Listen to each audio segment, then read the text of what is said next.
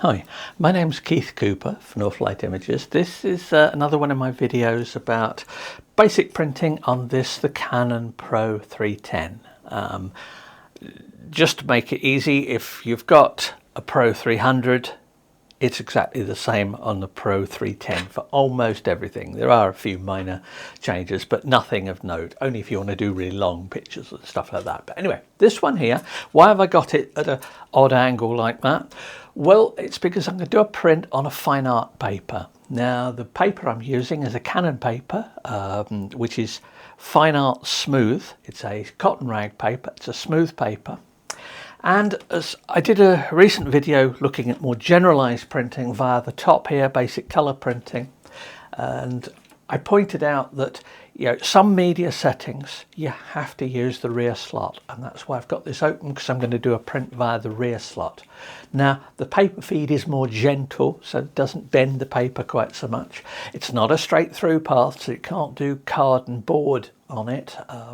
It doesn't flatten out completely. I don't know why, just a matter of the particular design of this and related printers. Now I'm going to print the picture from Ely Cathedral, which is the one that I printed on a glossy paper yesterday, and I'm going to print that on this fine art paper. Now this particular paper is it's a natural coloured, so there's no brightness in it.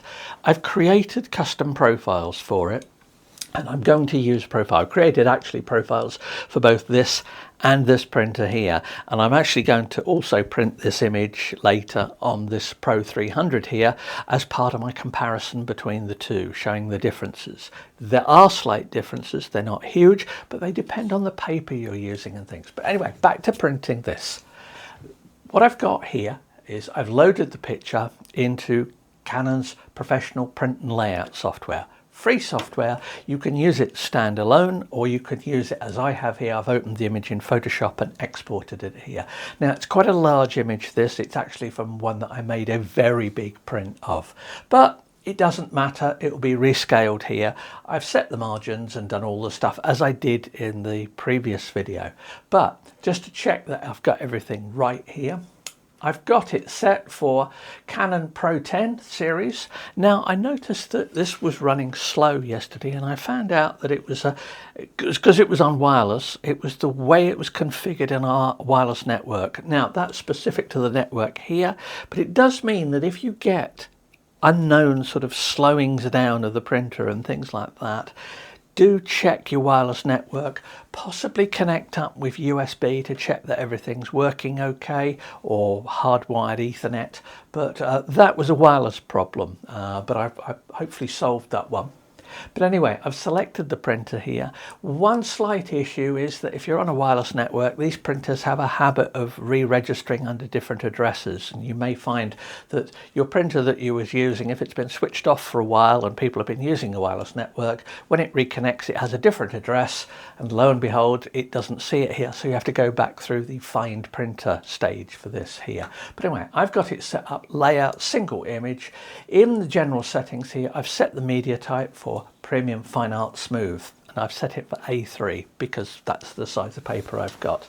Now paper source, it's defaulted to manual feed tray. It doesn't let me select this.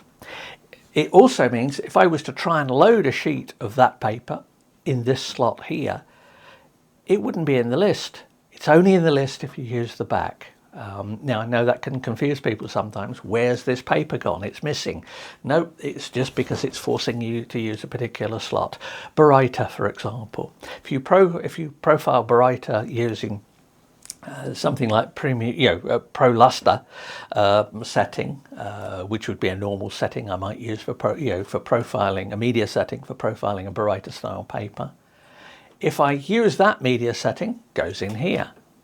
But if I use the Baryta media setting, it has to go in the back there.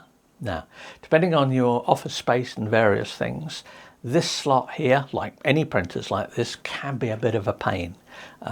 Goes for any printers that have got rear loading slots, not a Canon thing. This P5000 here, if I want to print on card, on board on it, I have to have enough space out the back for the board to go fully out the back and then come back through.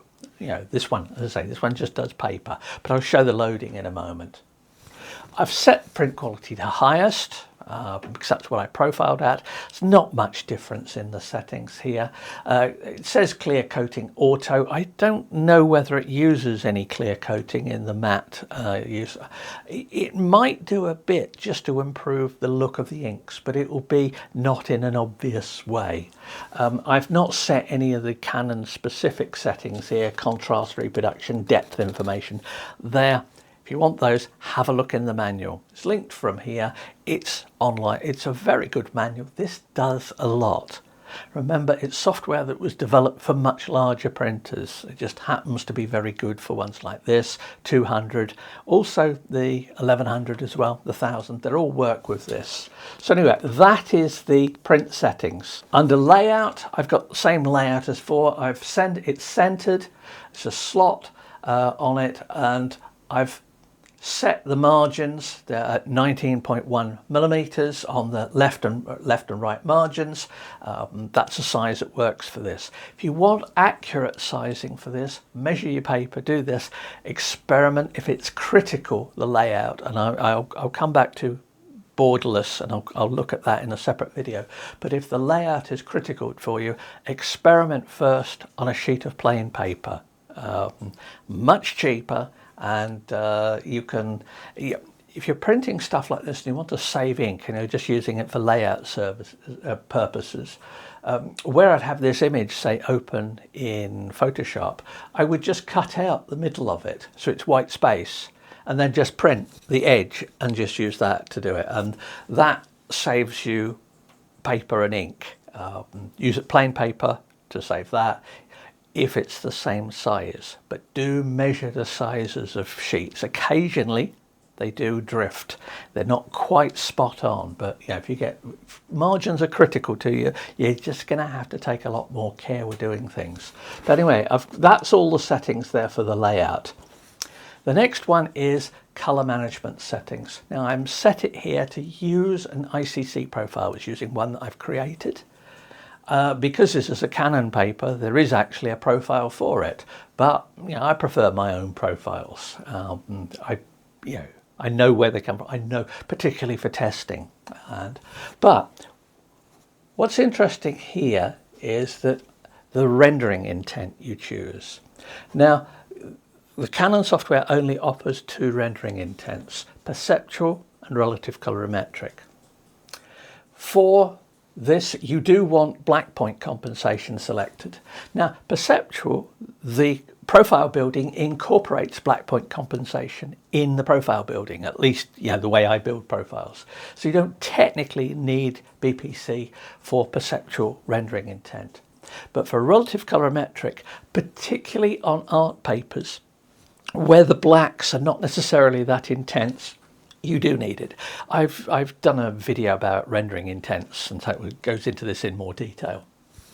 Suffice to say, I printed on the glossy paper, I printed it using relative colorimetric. It looked better. BPC was automatically selected. It's not needed really on a glossy paper like that, but yeah, it's a default here. But here I've got perceptual or I've got relative colorimetric. If I go to relative colorimetric, the image just comes out a little bit darker, a bit less contrasty. Now, this is given a form of soft proofing, so it lets you choose between them.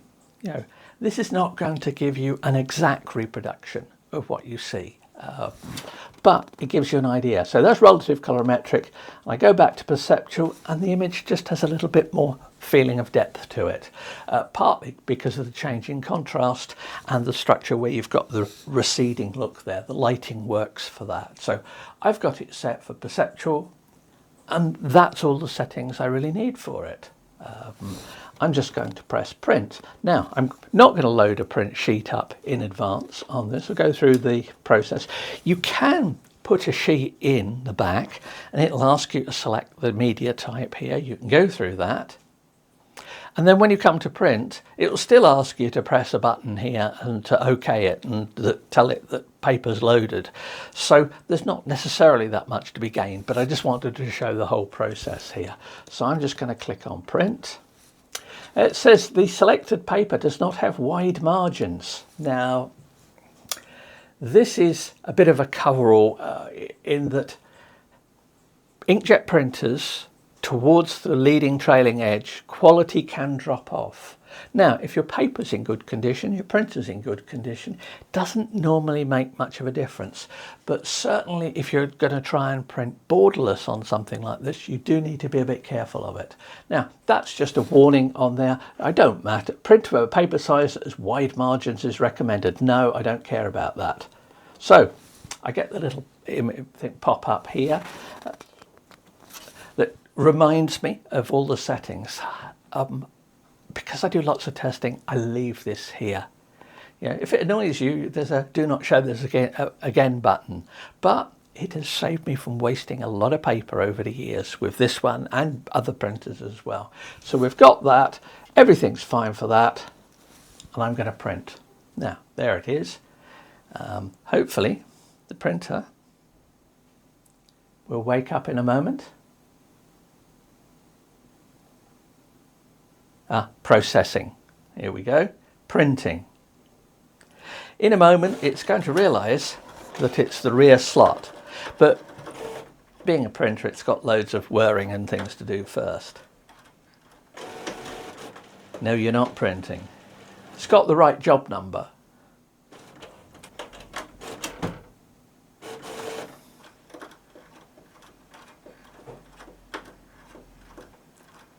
I'll edit some of this out. We've got nothing yet.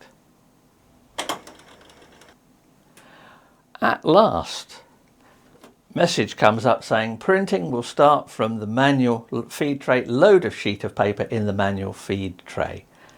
So what we're going to do, just pull this down, pull that up, take my sheet of smooth fine art. Now it really is smoother on one side, so you can see that, but always remember, check the box if there's a label in the box that says which the printing side is, and remember it, or put a note on it.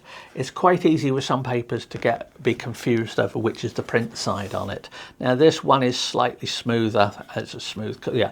Now the other test is just lightly dampen your fingers and just touch the corner. On the side that the print is will feel slightly tackier.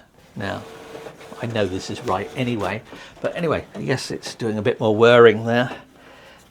Let's load it up. Now I've pushed it in, you feel resistance at a certain point, and it says select the paper loaded in the manual feed tray. It's still whirring and clicking and whatever. Page size A3, type fine art smooth, that's fine. That's because last time I used it was when I was making the profiles for this. Hit on register, it's now setting the information, and now I have one that's back to the bit that says start print, and we'll go start print. Can you see why I prefer to use this slot? It's much easier. For a paper like this, doesn't make much difference. This is 310 gram, but remember, grams give you the density, they don't give you the thickness of the paper. So a thicker paper might be a less GSM weight, but might look different. Now hopefully this is loaded properly and it's going to be fine, and it's drawing the paper in, and now all we have to do is wait for the print.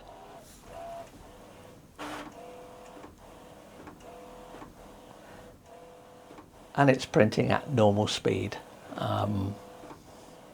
So I rejigged our wireless network, found a configuration error that must have been there from a couple of years ago, quite a minor one. And lo and behold, everything's running faster.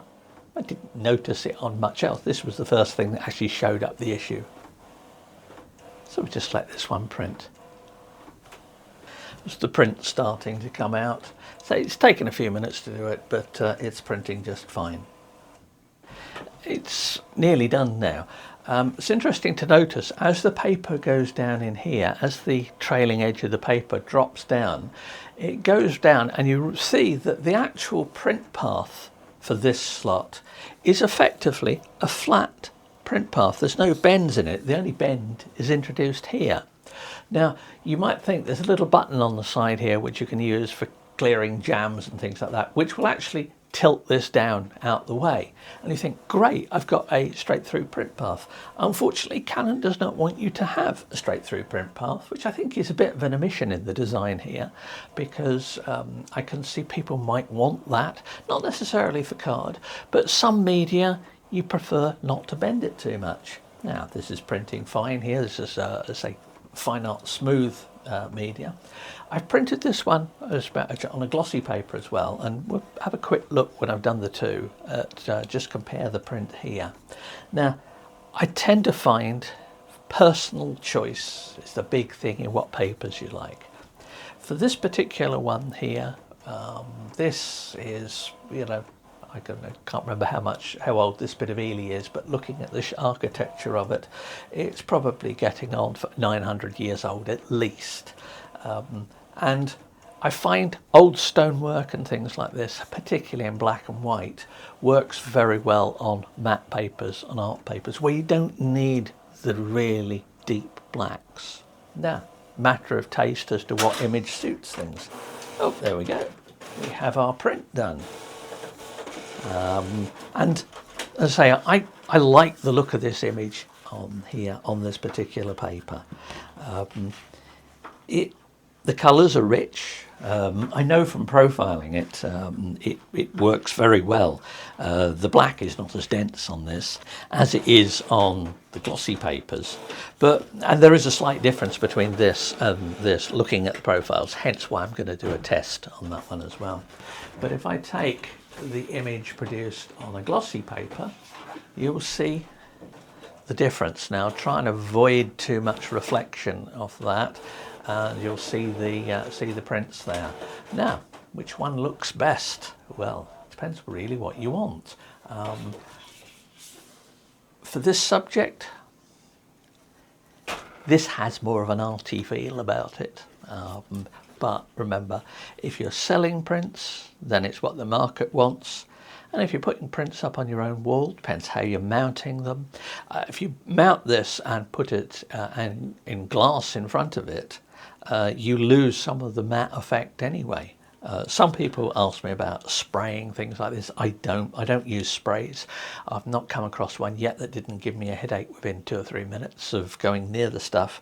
But yeah, it's a choice as to what works for you. But there you go. That is the easiest way to produce a nice looking print on an art paper on the 310. If you've got any questions, let me know. I'll be doing a few more of these covering specific types of printing, borderless, whatever, and of course looking more, don't lean on buttons, and I'll do a few more bits and pieces. Anyway, thanks for watching.